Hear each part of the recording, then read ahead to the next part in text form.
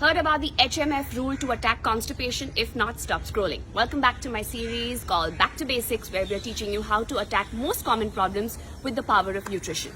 Well, very important for constipation is H, which is hydration. If you're not going to drink anywhere between 2 to 3 liters of water, your stools are going to be hard and their passage through the intestine is going to be difficult.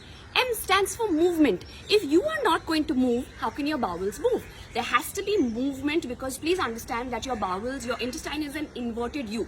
The stools have to go up the ascending colon, transverse colon, and then down the descending colon. So if there's no movement, the peristaltic movement of your intestine is also hindered. And lastly, fiber.